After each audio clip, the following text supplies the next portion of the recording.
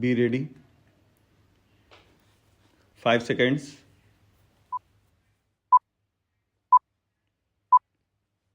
Start. Your Imperial Majesties have given our people the opportunity of welcoming you on other occasions in the past as well. Similarly, our leaders have visited your great country on numerous occasions. The exchanges of view which have been made possible by these visits have invigorated the multidimensional relationship that exists between India and Iran. With every high level visit that has been exchanged between our two countries, it has been possible to enlarge areas of cooperation and complementarity and come closer together in our attitude to our and world problems. We have no doubt whatsoever that the present visit will impart further dynamism and vitality to the process of beneficial cooperation and mutual understanding between our two countries. The culture and traditions of our two countries have much in common. India's contacts with Iran go back many thousand years in history and legends. There has been a continuous interflow of thoughts, beliefs, and ideas between the two countries. Ancient Pahlavi and modern Persian are akin to us, symbolizing the continuity of a great cultural tradition which has its roots in the ancient past and has influenced us and in turn has been influenced by us.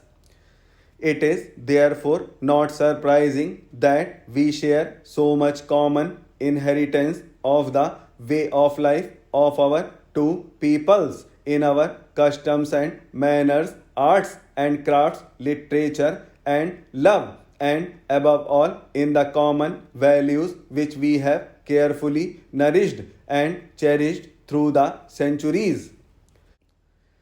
It is therefore only natural that we continue to share certain attitudes in our international and bilateral issues. Both our countries believe in the peaceful settlement of disputes through friendly discussions. In our relations with our neighbors, we have both consistently tried with sincerity and goodwill to foster ties of friendship and good neighborliness. Iran has been experiencing a phenomenal transformation under the dynamic and far-sighted leadership of your Imperial Majesty and a social and cultural uplift under the inspiration of Her Imperial Majesty. Retaining the abiding values of a great civilization, your country is marching forward to reap the benefits of scientific and technological advancement. The remarkable progress achieved by Iran during the recent years stands testimony to your wisdom, foresight, and able stewardship. It can be truly said that the far reaching economic endeavors which were inspired by your Imperial Majesty are and will continue to bear fruit and ultimately result in the evolution of an Iran holding its head high among the advanced nations of the world. India too has gone through momentous developments. The people of India have proved that they cherish their liberty above everything else. After the massive mandate which our people have given to the present government, a great responsibility rests upon our shoulders. We are bending our energies and applying all our strength for quickening the pace of progress in the country and to give material content to our political liberty. In this achievement, we recognize the value of assistance and cooperation which we have received from Iran under the personal interest and direction of Your Imperial Majesty. Regrettably, the world today continues to present a disconcerting picture of contrasts and disparities. This is the gravest threat to international peace and security, as affluence and deprivation cannot coexist without inviting questioning, discontent, and frustration. The gulf between the haves and have nots must be bridged if we wish this planet to remain peaceful and stable.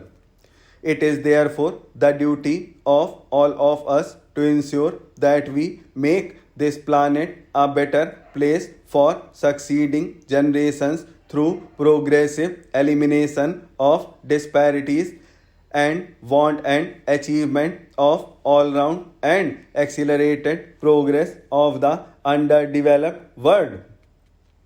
Each of us has his own role to play according to capacity and capability. It is only through collective efforts that we will be able to succeed. In this context, we would like to pay a tribute to Your Imperial Majesty's own efforts by helping to undertake ventures of common benefit on the basis of bilateralism. Your Imperial Majesty has crusaded for the removal of barriers restricting the flow of trade, commerce, and communications between the developed and the developing countries. Your effort for mitigating the present world economic situation is a measure of your statesmanship as well as of your deep understanding of the complementarity of the economic forces of the world. I am firmly of the view that both our countries can play a significant role in broadening the trend for greater harmony and understanding between the North and South. Between our two countries, the possibilities of cooperation and virtually limitless. We are happy to observe that many of the projects envisaged by our governments earlier are now taking concrete shape. Their full realization will certainly generate a momentum in the industrial, economic, and technological fields to the mutual benefit of the two countries. In this context, the Indo-Iran Joint Commission meeting held in New Delhi in September 1977 proved fruitful and has opened up new vistas for cooperation which must be followed up with expedition and determination.